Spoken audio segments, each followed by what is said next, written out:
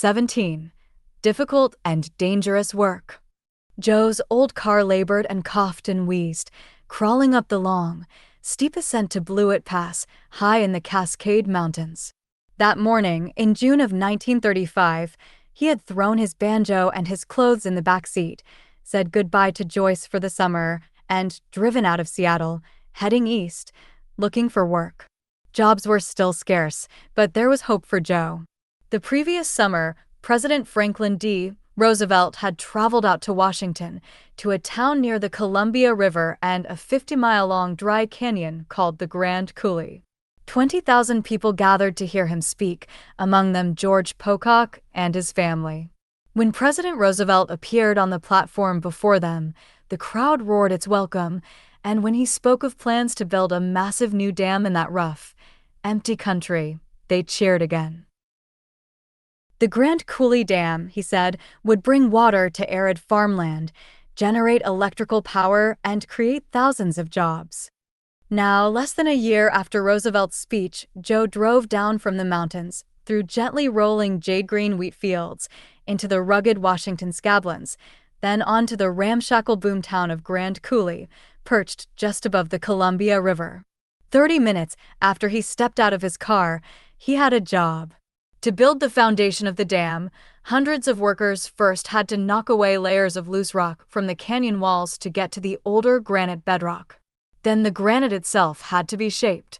The men who performed this work had to strap themselves into harnesses, dangle from the cliff face hundreds of feet above the river, and pound away at the rock with jackhammers. The work was difficult and dangerous, but it paid better than the other jobs at the dam. Joe signed himself up for 75 cents an hour. That evening, before his first day of work, he sat on the hood of his car in front of the office. Down in the coulee, steam shovels and electric shovels clawed at piles of loose rock. Bulldozers pushed earth and rocks from one place to another. Tractors crawled back and forth, gouging out terraces.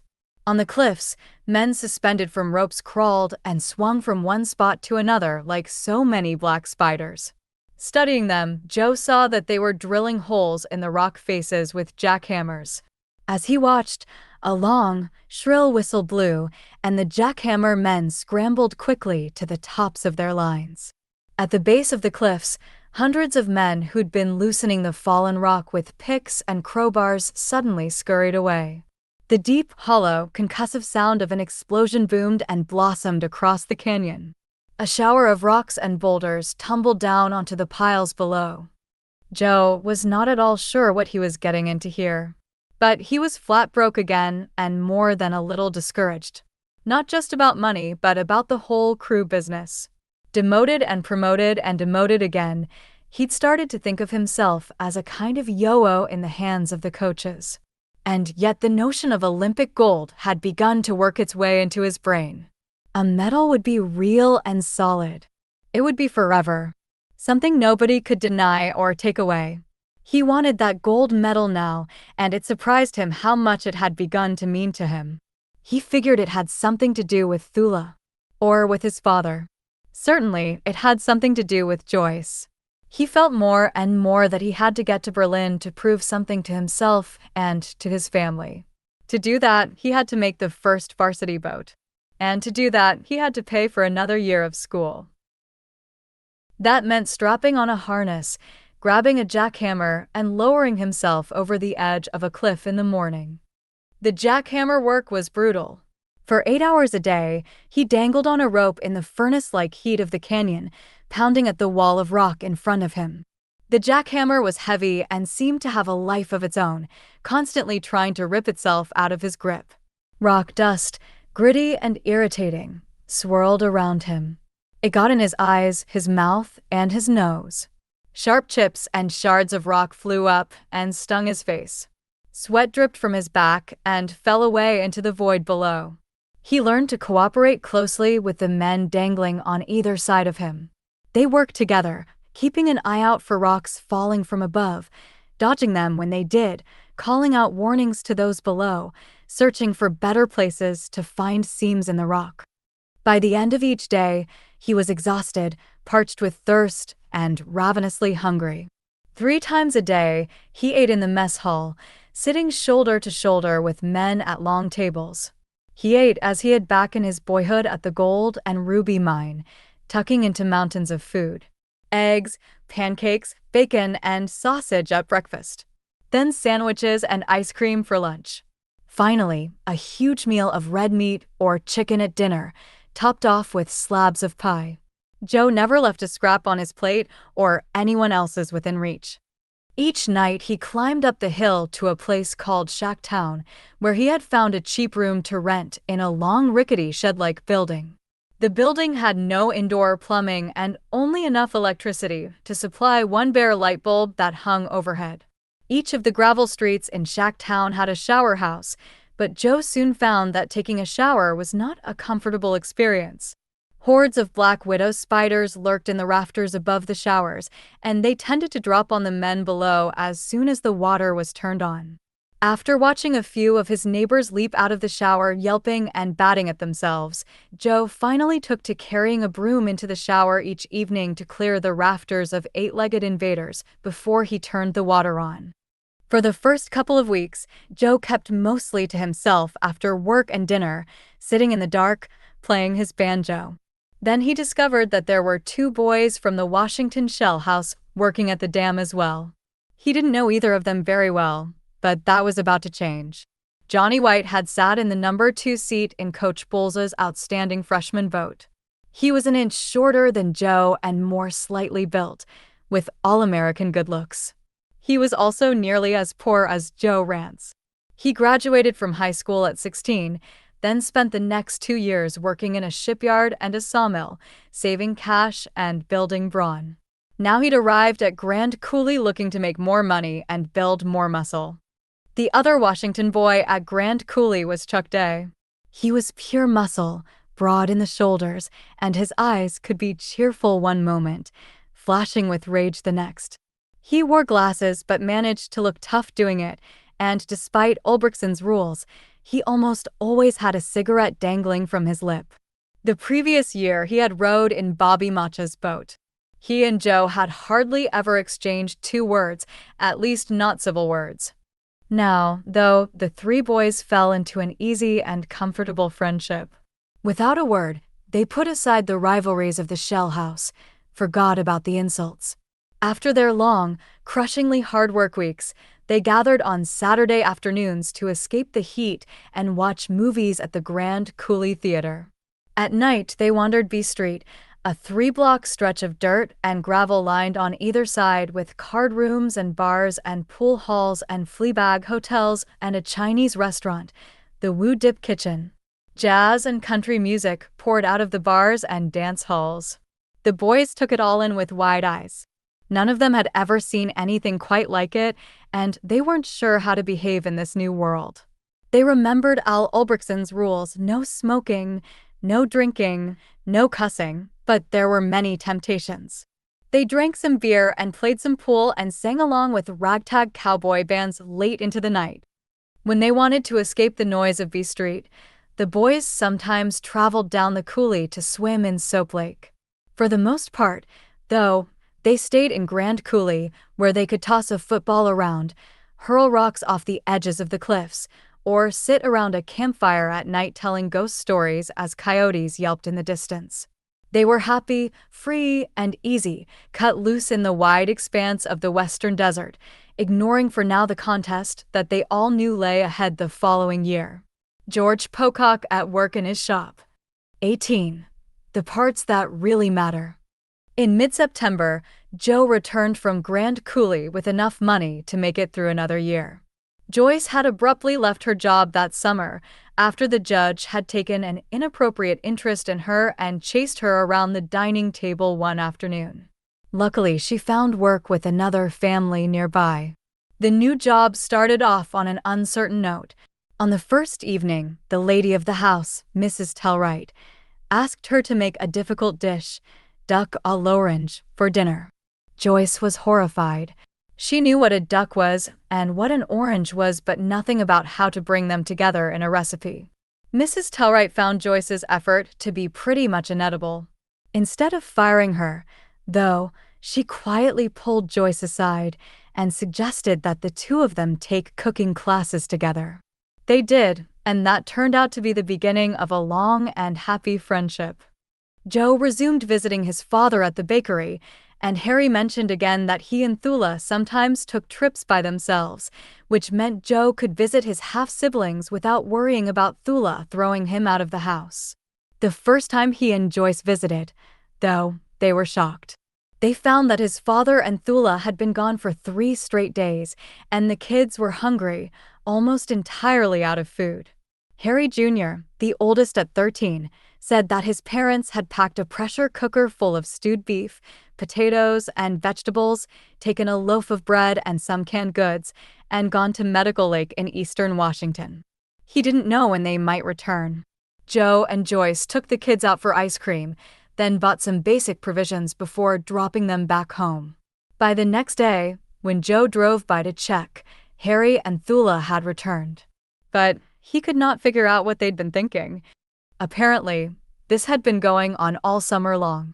Thula had begun to pursue her dream of becoming a violinist. That summer, she'd had an audition with a major violinist in Los Angeles, and a local radio station had aired a series of her live performances. Now she was bent on getting out of the house, celebrating and enjoying her success.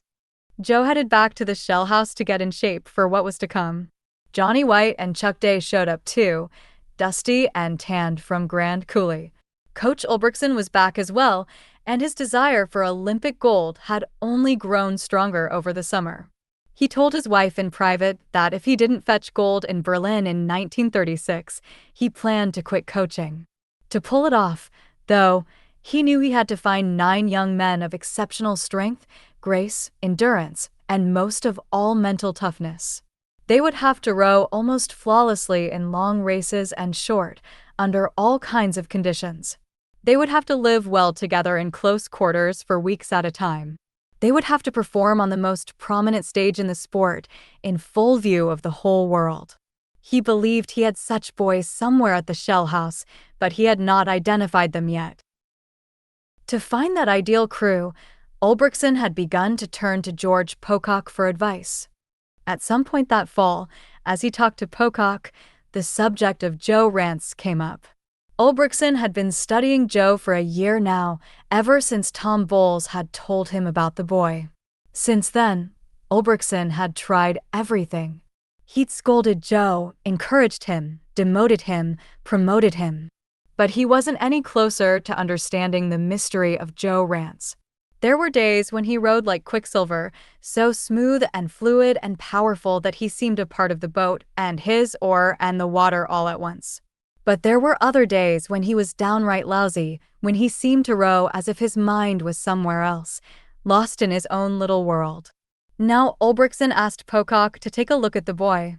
He wanted Pocock to talk to him, to try to figure him out, and, if possible, to fix him. On a bright, crisp September morning, as Pocock started up the steps to his loft in the Shell House, he noticed Joe doing sit-ups on a bench at the back of the room. He motioned Joe to come over, said he'd noticed him peering up into the workshop occasionally. He asked if he'd like to look around. Joe was thrilled. Like Pocock, he loved working with wood, and he wanted desperately to see the shop. He all but bounded up the stairs. The loft was bright and airy, with morning light pouring in from 2 large windows in the back wall. The air was thick with the sweet sharp scent of marine varnish. Drifts of sawdust and curls of wood shavings lay on the floor. An 8-oared shell was under construction in the center of the room. Pocock started off by explaining the various tools he used. He showed Joe his wood planes, their wooden handles burnished by decades of use, their blades so sharp and precise they could shave off curls of wood as thin and transparent as tissue paper. He handed him tools he'd brought over from England, some of which were a century old. He guided Joe to a lumber rack and pulled out samples of soft, malleable sugar pine, hard yellow spruce, fragrant cedar, and clear white ash. Joe grew mesmerized. It wasn't just what the Englishman was saying, it was the way he talked about the wood, as if it was holy and sacred. He told of how the trees had grown in all sorts of conditions, endured lightning strikes and windstorms and infestations. Pocock said the wood taught us about survival, about overcoming difficulty, but it also taught us about the reason for surviving in the first place. Something about infinite beauty, about things larger and greater than ourselves. "Sure, I can make a boat," he said, and then added, quoting the poet Joyce Kilmer, "but only God can make a tree." Pocock pulled out a thin sheet of cedar, one that had been milled down to 3/8 of an inch. The sheet would form the skin of a shell. Pocock flexed the wood and had Joe do the same. He talked about the underlying strength of the individual fibers in the wood. He said those separate fibers, knitted together in the wood, gave cedar its ability to bounce back and resume its shape or take on a new one. The ability to yield, to bend, to give way, Pocock said, was sometimes a source of strength in men as well as in wood. Pocock stepped back and studied the shell he was building. To build a boat, he told Joe, you had to give yourself up to it spiritually. You had to surrender yourself absolutely to your work, leave a part of your heart in it. He turned to Joe. "Rowing," he said, "is like that. And a lot of life is like that too, the parts that really matter anyway. Do you know what I mean, Joe?" Joe nodded, but he was not at all certain that he did. He went back downstairs and resumed his sit-ups, trying to work it out. Varsity practice did not begin officially until October 21st. In the meantime, Joe and Joyce paddled canoes around the bay, window shopped downtown, went to the movies, and stopped by his father's house whenever Harry and Thula were away. When they could, they'd take Joe's half-siblings out for quick picnics on Green Lake, then rush the kids back home before Harry and Thula returned. Joe spent much of his free time at the Shell House, exercising and tossing a football around with Johnny White, Chuck Day, Roger Morris, and Shorty Hunt. He found another friend in Stub McMillan, the gangly number 5 man from the previous year's JV boat. Joe would often linger at the Shell House late into the evening, and one night he came out of the steam room to find Stub pushing a broom. When Joe realized Stub was working as the Shell House janitor, he sauntered over and stuck out his hand. As they talked, Joe confided what he had long kept secret from the other boys. He told Stub that he was now a janitor too, working a late-night shift at the YMCA.